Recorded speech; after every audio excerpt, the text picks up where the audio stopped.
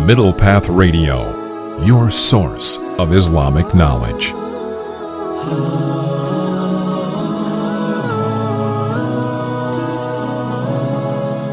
Who would have thought a xenophobic Mexican hater, sexist, and a racist hate-mongering person will lead the USA, the superpower in our times, testing times ahead, I guess. Also, it tells a lot about American people. I mean, he is a reflection of the people of America, right? So tonight's show will be all about Mr. Trump. We will be looking at Mr. Trump's comments, which he made during his campaign. I want to focus on many of the explicit comments he made regarding women. For example, he said, and I quote, "You know, it doesn't really matter what the media write as long as you've got a young and beautiful piece of ... You know what he's trying to say. He also said one time, women find his power almost as much of a turn-on as his money. There were so many quotes from Mr. Trump, and some of them are so explicit, I can't mention it here. Just Google it, and really it's just disgusting. It is. It's amazing. It's amazing. Apparently, it's normal amongst men to talk about women in this way. He said it's locker room talk. I don't know what locker room talk is about, but it's locker room talk. I mean, do all men think like Donald Trump? That's the question. That's the main question here. Yeah. So please call in or send us your text. Tell us what you think. Do you think it's okay to degrade, view, and treat women as sexual objects? Or is it a common trait in the Western liberal society? If you disagree or agree or want to defend Mr. Trump, ring in. Our number is 07477 080-248, or you can tweet us at Middle Path Radio. Here in the studio, we have our regular contributor, Brother Abu Umer, who's here finally, mashallah. And we have Brother Abu Talha. Both of them are teachers, so interesting. We'll see, what they have to say. Let me start with Abu Umar. Jazakallah for having me on as well. Assalamu alaikum wa rahmatullahi wa barakatuh.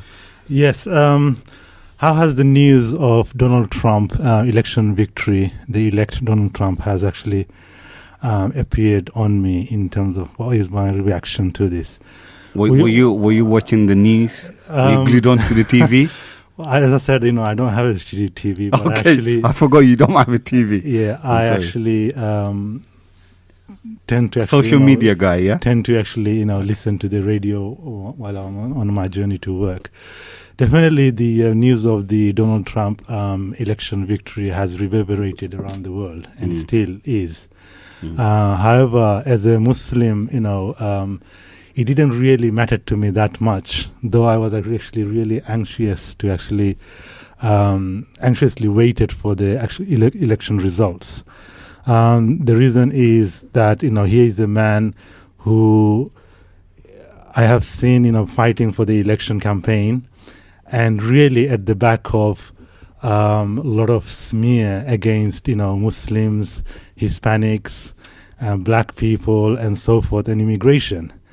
Basically, with this kind of attitude, is he the one who's going to go for the Oval Office, or is Ms. Hillary Clinton going to go for the Oval Office?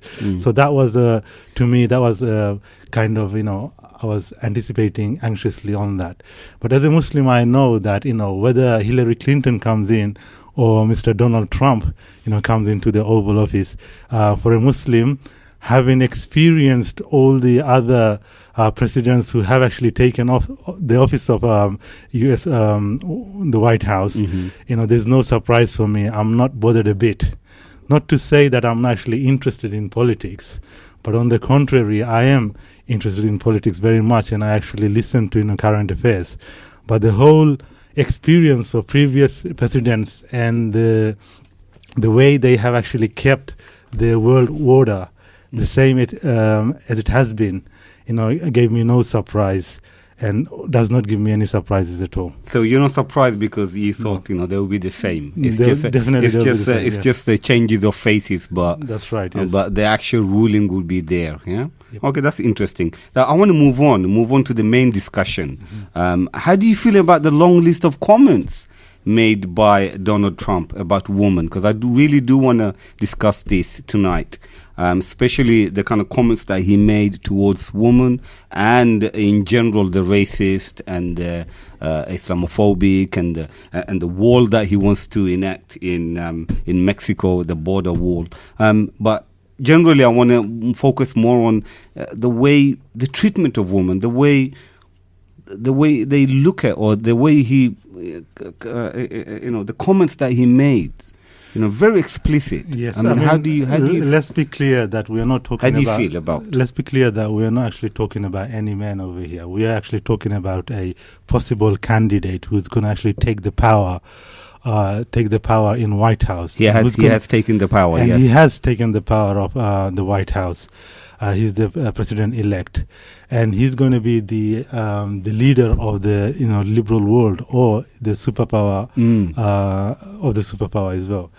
I'm not going to actually go into details of some of the derogatory comments that he made about the women, a lot of women, because I think the threshold, the watershed or whatever they call it, I'm sure there's a lot of listeners, parents and children who will be listening, but some of the comments that he made are so filthy in nature that even I find it really embarrassing to actually, talk about them.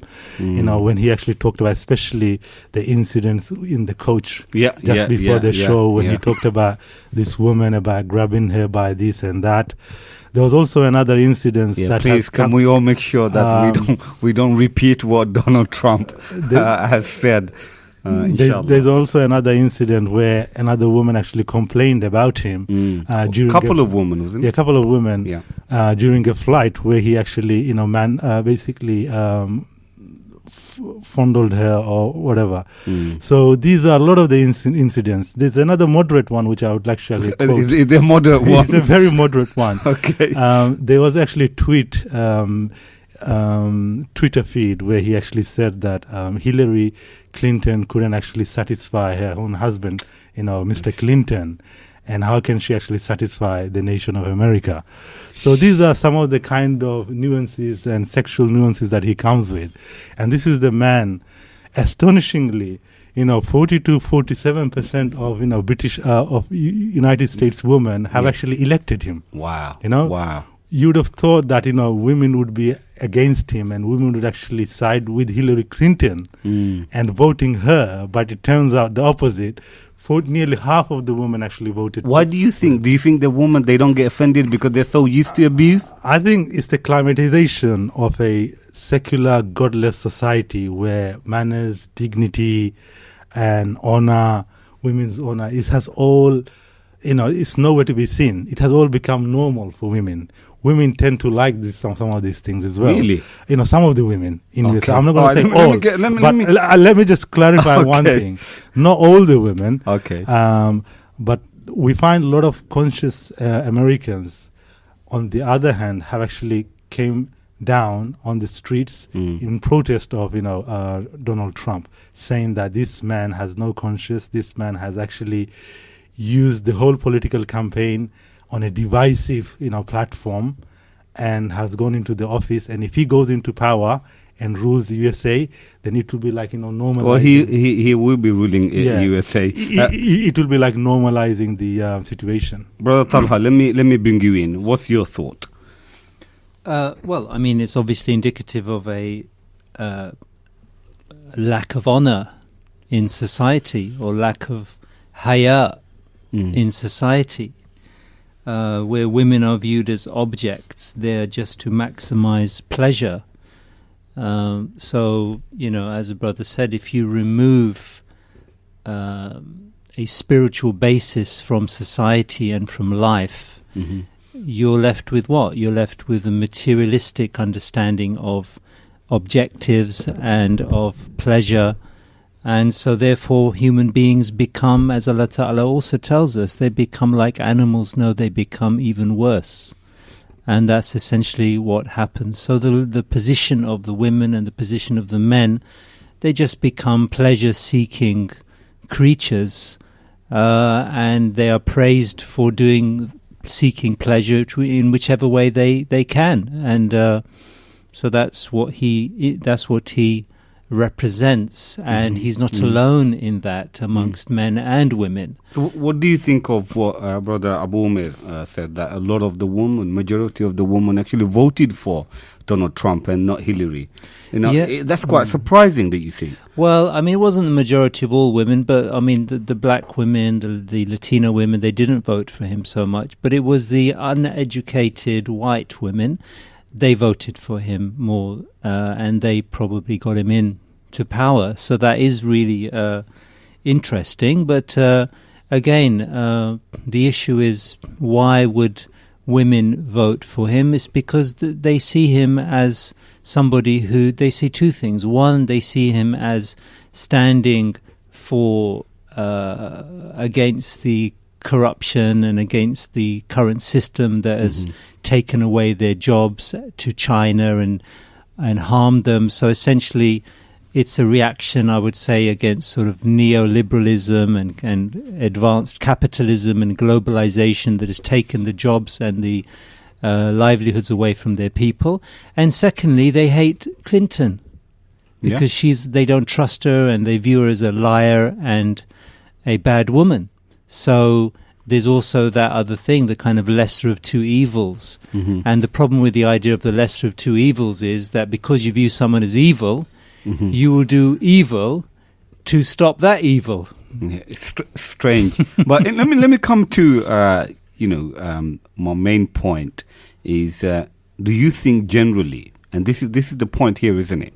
Because Donald Trump, he said that, look, this is a locker room talk. All men do, or they speak, he assumed they speak with that kind of language.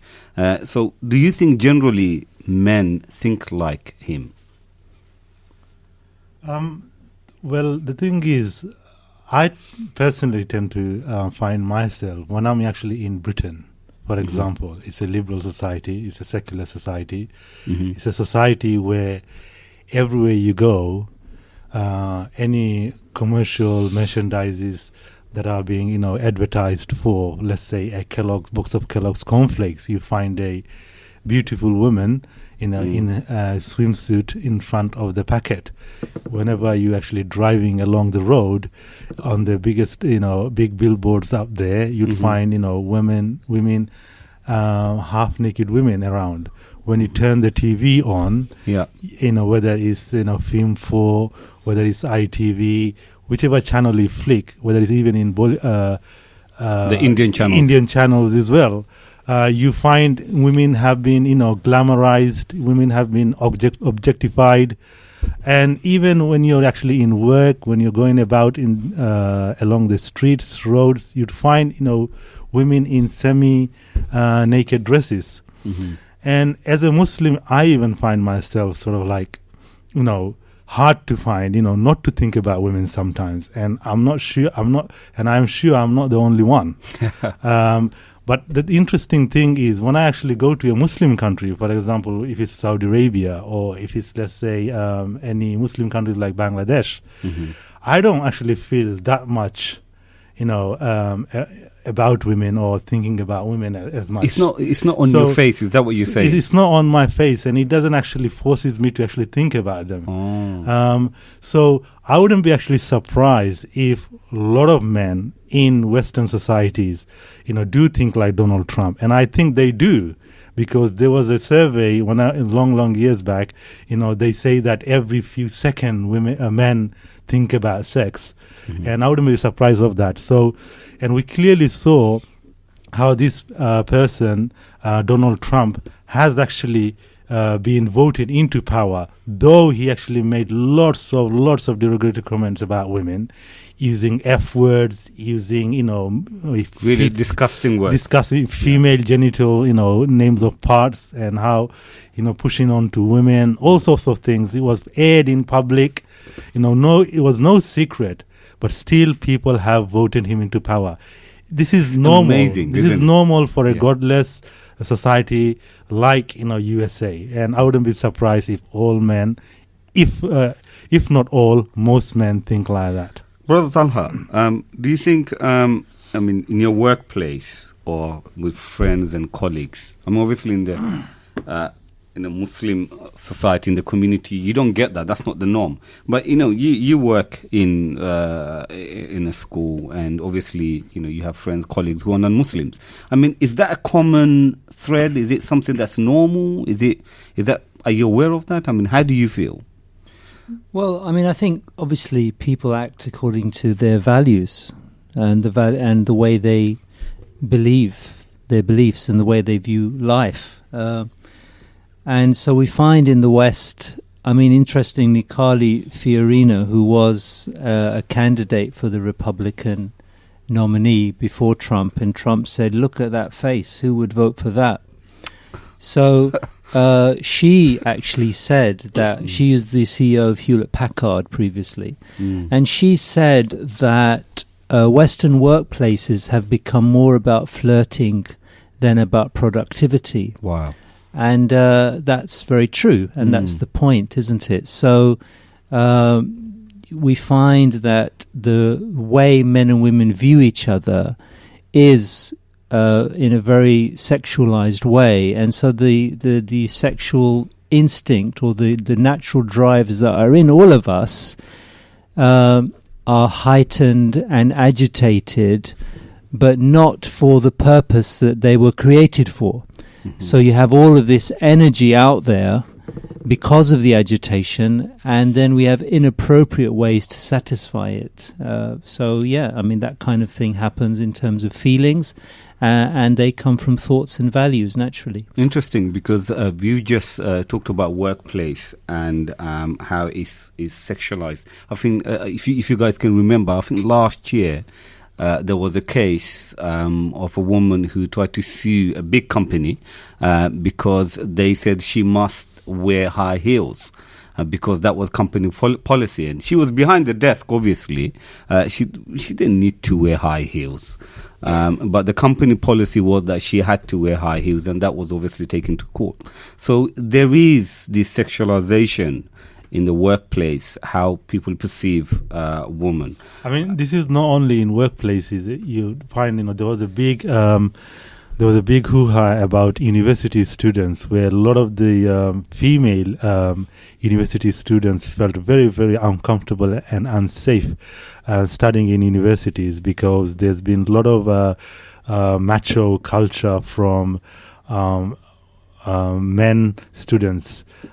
Forcing male students forcing themselves on female students, and there's been a lot of cases, and there's been a lot of media highlight on this issue, and it went as far as I think the media has actually came out with an advert saying that for the women not to actually tolerate rape or what could be tantamount to rape. So we find this every time, and it's a news story after a news story. And let's not be forgetful about the fact that only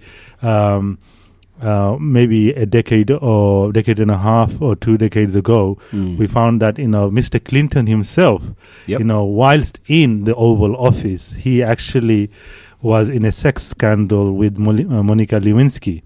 There was this big debate whether the traces of semen in the clothes found or not, and the impeachment, fiasco related to him. So, I think American people and the Western liberal societies are kind of accustomed to all this, and it's not a big deal for them. Even when it comes to, I'm quite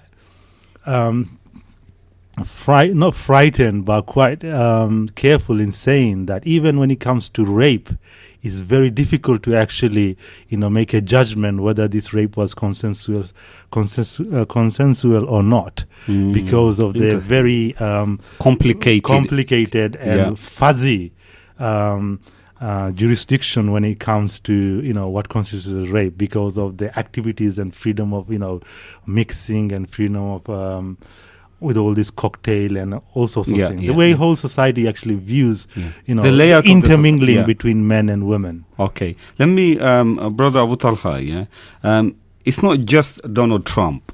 We've seen many politician scandals related to abuse of women and children. Recently, we've had the big issue with Keith Vaz, chairman of the Home Affairs Select Committee.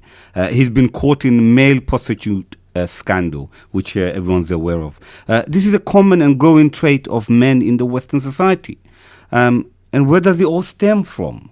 These are MPs, the echelons of this society. If they are doing this kind of stuff, then can we really blame the general public? Well, exactly. That's the point, isn't it? So these people are supposed to be the representatives, the highest of society, the people who lead society, the people that others look up to, the people who are responsible, and they do these things. I think there's a couple of points. Firstly, he's one of the kind of old boy network, really. That's what he is. So they'll take care of each other. Well, so he's got a position in thing now, isn't it? He's got a good position in the House of Commons, apparently. Yeah, exactly. He's basically he has still relationship with the same committee, but he was only removed not really because of what he did. I think it was just that they felt that because he's dealing with cases similar to the kind of things he's being accused of, that therefore that might be a conflict of interest. That was all. I don't think they have any problem with his behavior, actually, and he himself had no problem with his behavior either. It's not really thought of as being negative, and from their perspective, obviously, they view it as being separate to my job. It's got nothing to do with my job, so I didn't really do anything wrong. So I don't think they even necessarily believe it to be particularly terrible, and there are a lot of people in this society who don't really have a problem with what he did, to be honest. They just thought, well, he's silly that he got caught rather than anything bad. So essentially, he got caught. If he didn't get caught, then he would have been okay, I guess. I think so. I think the value system is, look, I've got drives, let me satisfy them. Who are you to tell me how I should satisfy my desires? I'll do it any way I like. And that has a problem, because even if it's something is illegal, you might buy a bit of cocaine and this and that, like he did. So as long as I don't get caught, it's okay, because it's just, my position. I have a mind, you have a mind. Where I disagree with you. You talked about liberal values and the loose society, but is there a thinking, is there a mentality? How does it come about? What creates that? Because we live in this society, and it's going to definitely affect us, our children, our families. Yeah, exactly. It comes from their creed, the creed upon which the society is built. Historically, obviously, what happened in this country, they had issues with the church, with the Catholic Church. I guess more because Rome had adopted Christianity, and it was putting pressure on them. They rebelled for political reasons, and they came to reject the church. And as a result, they rejected not just the church, they rejected all religion as being backward, being something that is barbaric, being something that is away from the mind and away from rationality. If only they had looked across the sea and seen the Muslims, they would have perhaps come to another conclusion. But anyway, historically, that's what happened. And so they said, therefore, the mind is the only source of law, and the mind is legitimate to deciding everything. Okay, and that's the origin of the problem. Let me take a text. I think this is a very interesting text. Sorry, I'm just reading out everything awkwardly. Let me just okay. So it says, "Assalamu alaikum. Does Trump's views on women now given the green light for men to hold the same view to progress and making this free world? So has it given green light to men, so now they can look at women like this and it's not a problem?" I think one of the things is, we talked about Keith Vaz. One of the ways actually the system tries to not prosecute people like that is by saying that, look, this is his private life. Whatever he actually does in his private life is nothing got to do with his, business life.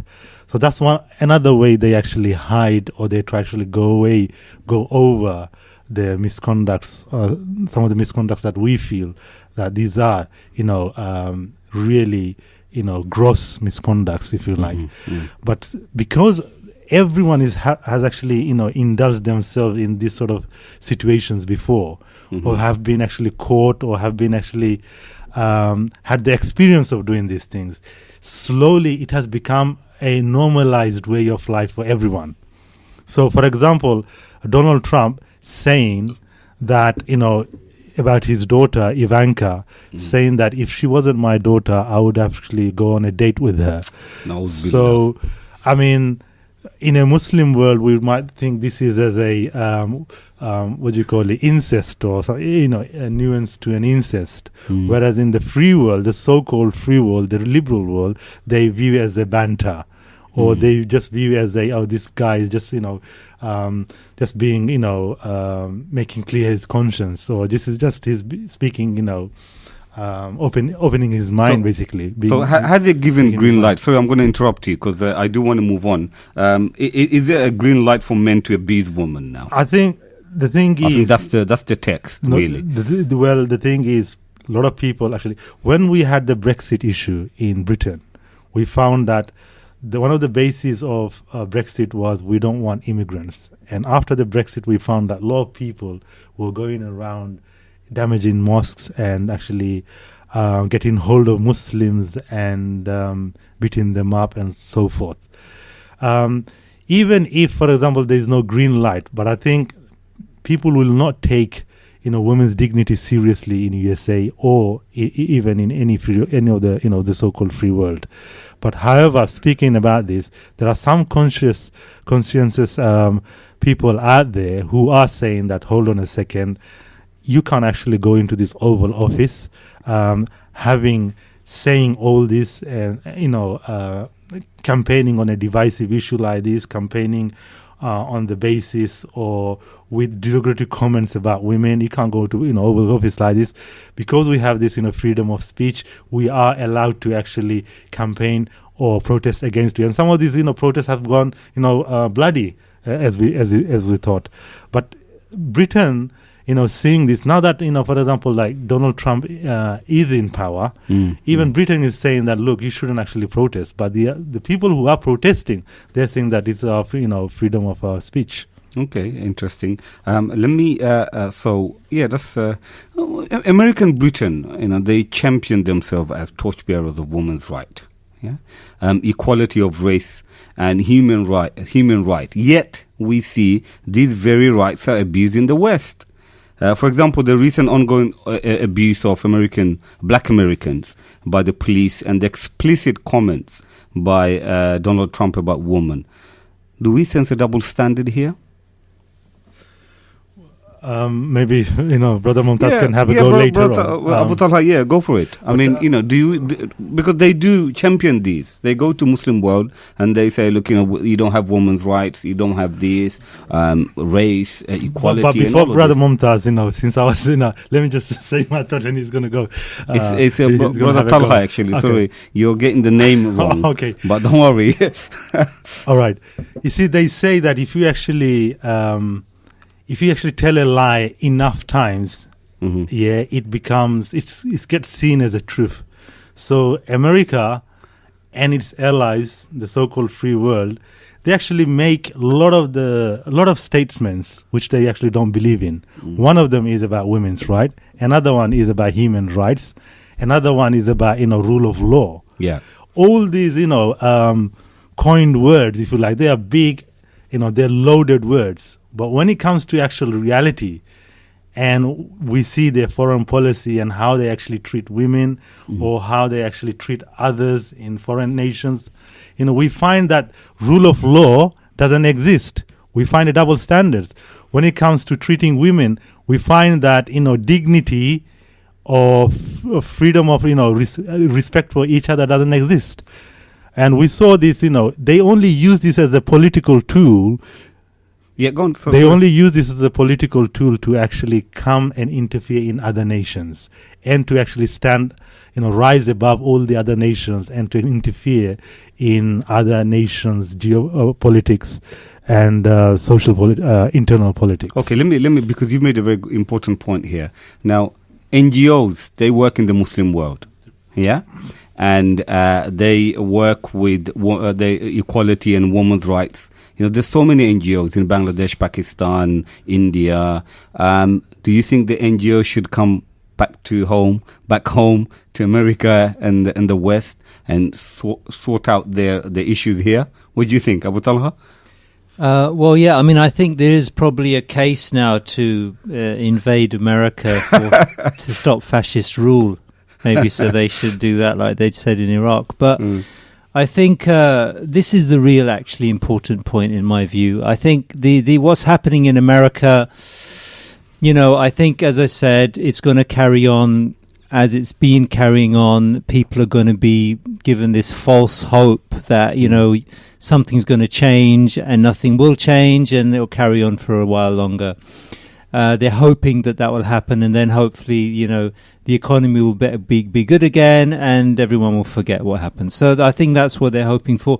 But what the real impact of this, I think, is everywhere else in the world, because I think America now it's just lost all its credibility now completely. So not only for a long time has the West had no moral legitimacy, now also I think intellectual legitimacy is all finished. All you have to do is read some of the tweets of the President of the United States of America, and that is the end of Western civilization and Western society, because he represents what they champion, women's rights and human rights and all this stuff. Well, exactly. So it shows that all of this is just hot air, and it's just words that they use to satisfy their bloodthirsty desire to control the world. So that is the real impact, I think, of these elections, which is that it really puts another nail in the coffin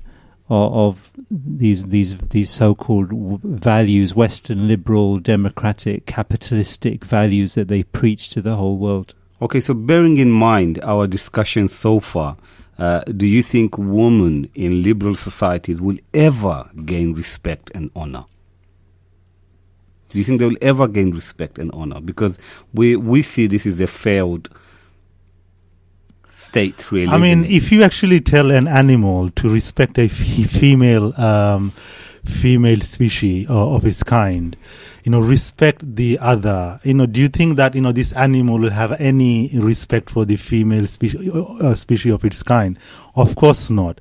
And I think, as I said, because... I think you're taking a bit far to describe... I think it needs to be said, actually, when people are actually raised or climatized in a godless society, a society that is devoid of moral, or a moral guide that has been, eroding for years and years and years.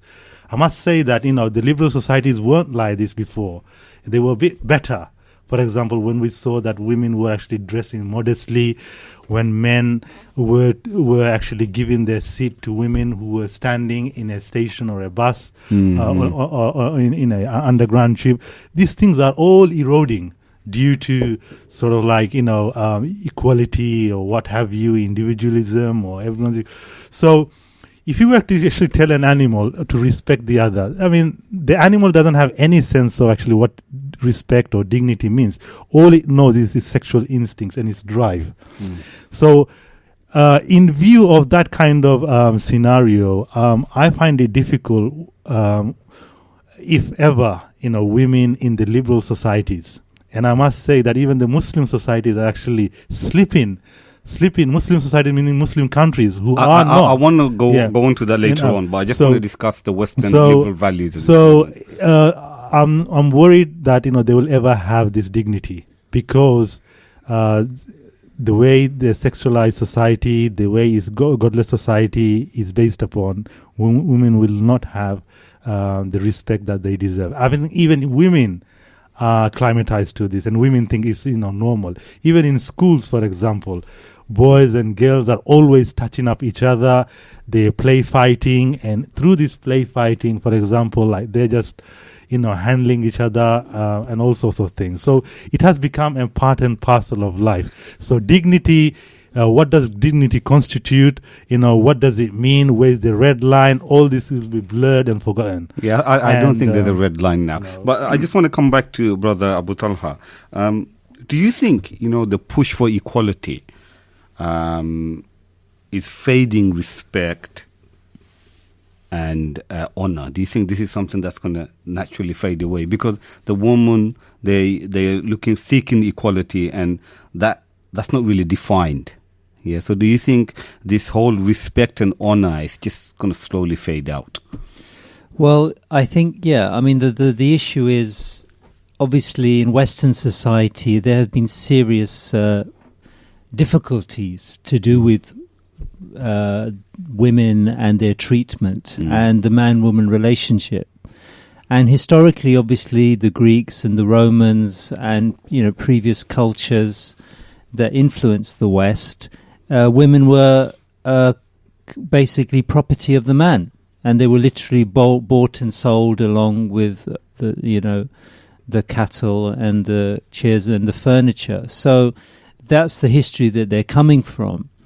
And so they have this problem. And when they then tried to kind of implement some type of system, some type of justice, still the women were oppressed. And this is a fundamental issue, because when human beings try to legislate on the issue of social issues, you just can't do that, because it's just so complex. So in their arrogance, they try to do something that is not possible, and they ended up causing all kinds of problems. So do you think it's backfired on the woman because of the current reality? Really, it's not just Donald Trump. I mean, we could easily just point our fingers at him, but this is the general case. I mean, just open up any newspaper or magazine, and you will see, or just go online and you will see the kind of comments, the free comments that they make about women. It's disgusting. It's shameful. I mean, obviously, just Google it. If you're listening, just Google it and you will see it's rampant with these kind of comments. I mean, wow. Anyway, let's. I want to talk about Islam. Actually, Islam is accused of oppressing the woman due to her attire and some of the Sharia rules. But I see that the abuse and the oppression of women in the liberal society is rife, although they think they are liberal. What's your thought on this reality? Yeah, I mean, I would say that the problem, as I say, just continuing from my previous point, is that when they felt this problem, they came up with the ideas of equality, the feminist movement. But like a lot of movements actually in the West, the rights-based movements, women's rights, black rights, or what have you, they adopted a concept of struggle, fighting for your rights. So with women, it ended up being women pitched against men. So men and women ended up competing with each other, fighting with each other to have a battle of the sexes, kind of mistrusting each other and basically being suspicious of each other, which has had profoundly negative effects on society. So I think that is really what we found in the West. And then, unfortunately, within the Muslim community as well, there is oppression of women, and that happens due to adoption, I would say, of non-Islamic thoughts and ideas. Do you think it's cultural? Yeah, and cultural, whether that's from, back home or whether it's from here. Often from here, mind. Let's not just blame. That was a long time ago when we blamed back home. I think also here people are acclimatized to Western thoughts and they view women in that way.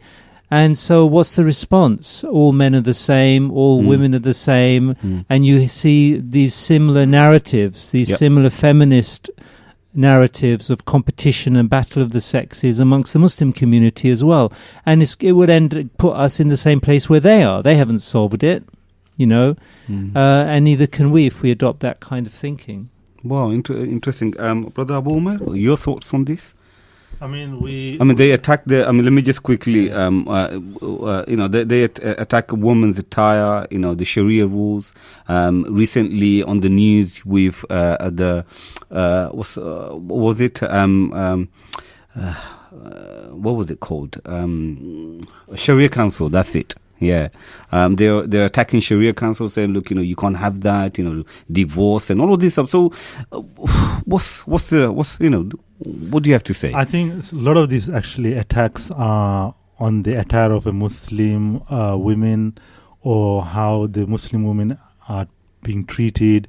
A lot of these things are actually political goal scoring. Okay. Actually, the Western world, or the secular world, I should say, is afraid of, whether Western or Eastern, is actually afraid of the rise of Islam.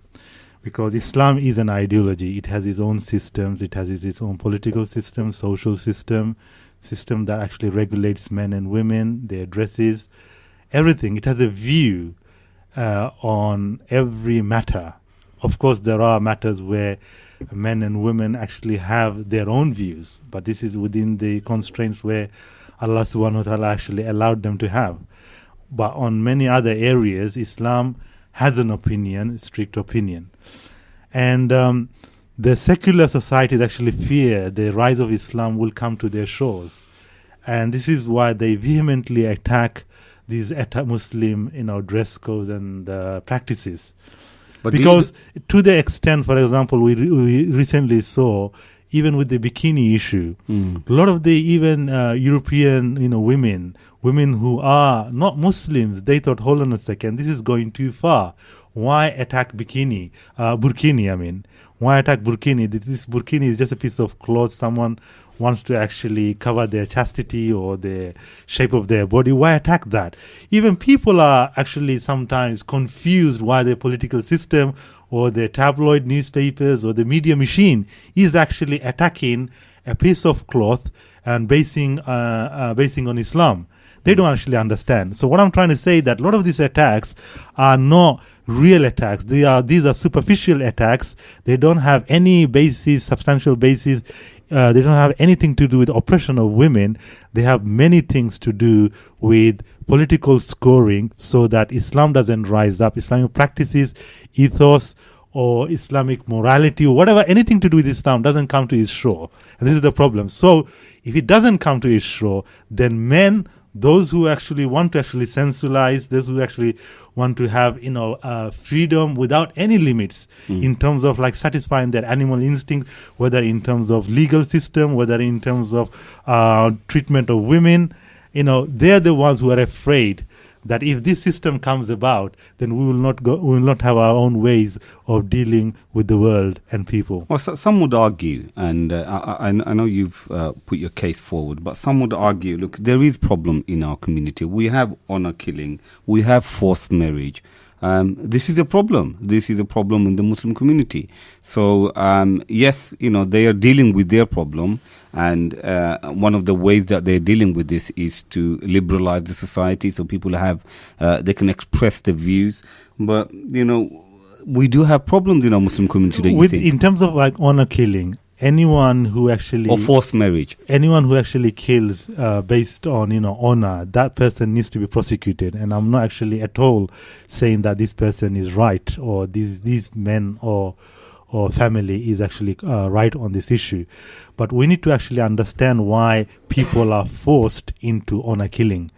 We find that in the Muslim countries, they are pressurized like a pressure cooker, if you like, bombarded with secular values, secular practices. You'd find that NGOs are actually going out there. The whole political machines of the Western liberal states are actually, pumping their way of life, their ideas, their culture into the Muslim culture. And at one hand, people hold the Islamic values, and when these two actually clash against each other, you have the symptoms of these, honor killings. You have symptoms of this. The other one you said about forced marriage, etc. Because when you put people in this kind of situation where they are in this spark, if you like, between the two, dominant cultures and colliding with each other because of political gain, you'd have symptoms like this. And this is not because of Islam. This is because of this, a pressurized environment where opposing views have created these sparks, and these are only symptoms of this spark, if you like. Abu Talha, do you agree with Brother Abu Umair? Well, I mean, it just reminded me of something. Many years ago, I was told that back home, kids used to go into the sweet shop and buy balloons.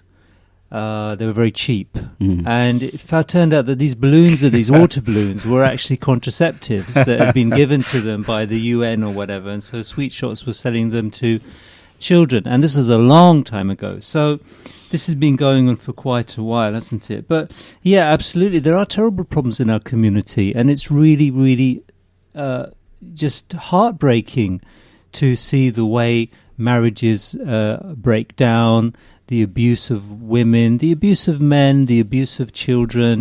These are very real human problems, and we shouldn't ignore them and bury our heads in the sand. Absolutely. And we need to think about these issues. But the question is, what is the solution? You see, if we look to the West, the solution is basically to make women to be free, to be economic units, to just make money just like the men, to be slaves just like the men, rather, to feed the elites in society, in which 1 in 4 women are abused, according to the Home Office. 1 in 4 women in this country are abused at some time in their life. 2 women are killed every week by their husband or boyfriend, and so on and so forth. So you mean honor killing as well? I mean, we do have honor killing in the exactly. West. So what kind of killing is that when 2 women are killed every week in this country? So there are terrible problems with the man-woman relationship in this country too.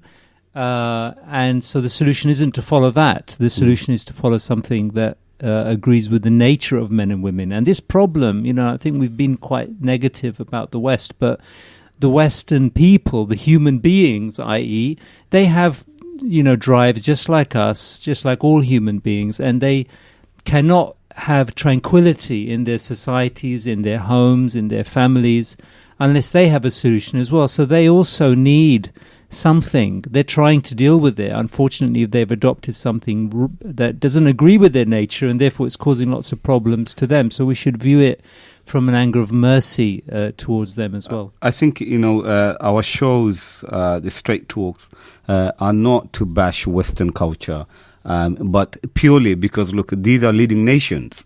And you will find that the Muslim worlds look at the West for inspiration. And that's why we discuss the Western values, because that is the dominant values, whether you like it or not. Yeah, we can talk about Islam, we can talk about the ideas of Islam, but at this present moment, what we are bombarded with is liberal secular values, and we need to really discuss these.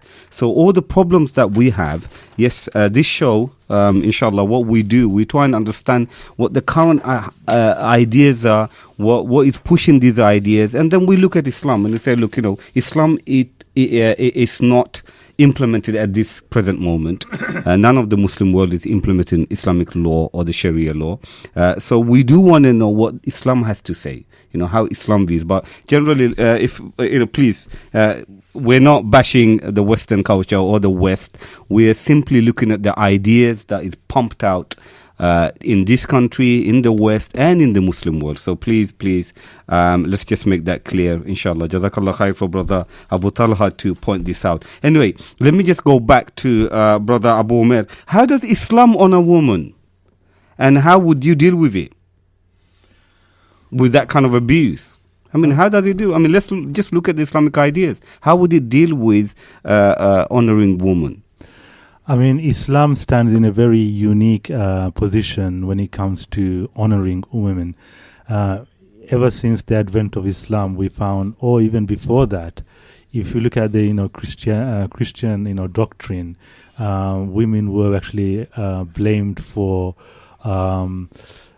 because she was the one who actually enticed Adam in eating the forbidden fruit.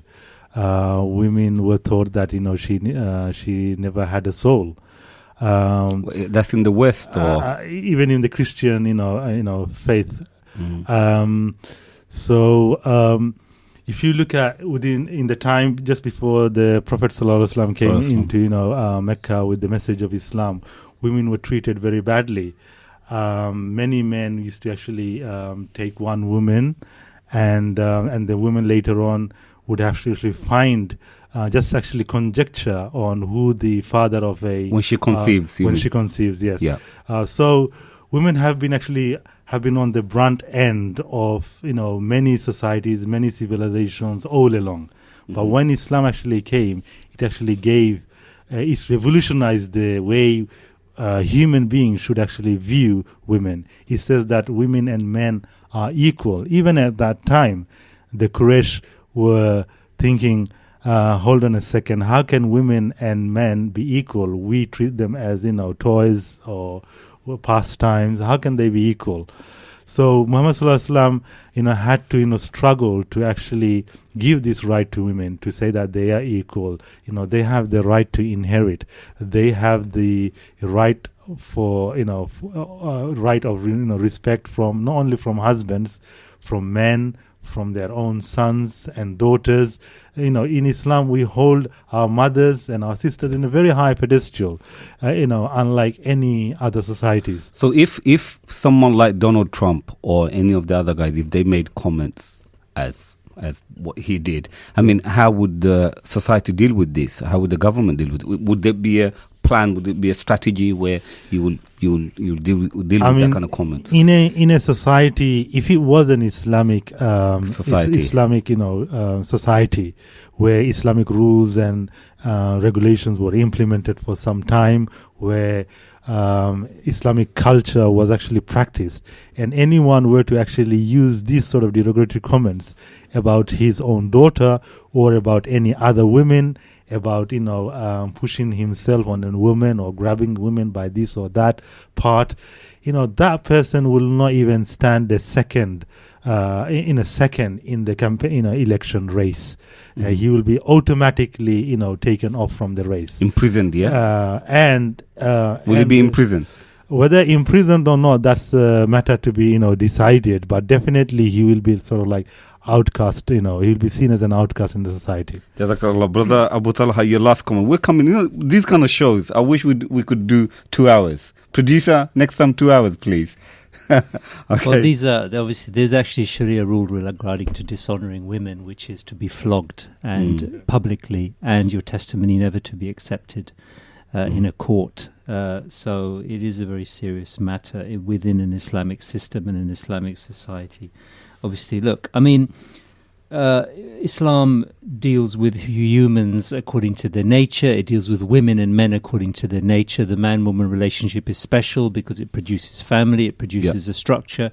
So Islam deals with that, which allows men and women to cooperate within society, to be productive, to improve society, to use their intellects, to use their drives, to use the passions and the talents that Allah subhanahu wa ta'ala has given human beings, men and women, for the betterment of society, but at the same time not harm the morals, the family life, and the central importance of those kinds of things within society and with the structure of society. So Islam has a system to deal with that, and men and women help each other get to paradise through that, and therefore it's not surprising that so many women are becoming Muslim right now. Yes, Jazakallah khair. You know what? We'll have to finish here. Time's up, I'm afraid. Jazakallah khair to the brothers. Interesting discussion, and something that we should really discuss with our family and the community. I believe this is something we neglect, and we can criticize this society and the Western ideas, but really we need to look at ourselves, and a lot of the Muslim community are adopting some of these traits. Brother Abu Talha, you want to come in? Go on. I'll let you have that last. I thought we still have a minute or two, but I would like to actually, say that one of the important reasons why we're actually discussing this, matter of Donald Trump and do all men think like Donald Trump. This is actually a serious issue. We live in a globalized world where everything is actually visible through the eyes of the media. Everyone's in tune.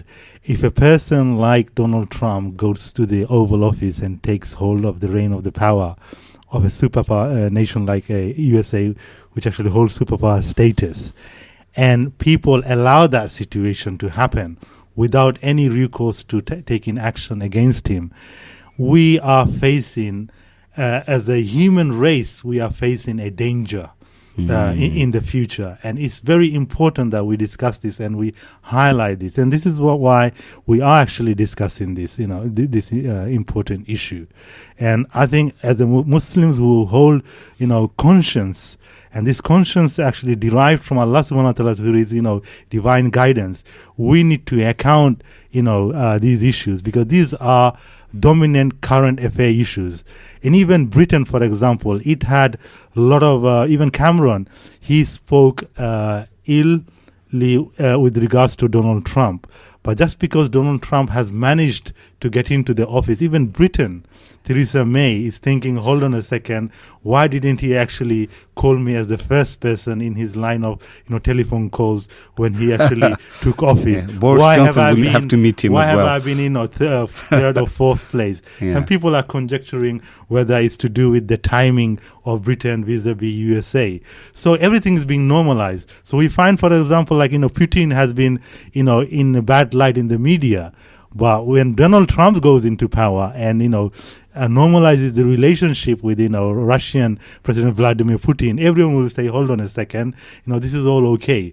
So this will be now two superpowers, crimes against humanity in Syria. And this is a real danger for us.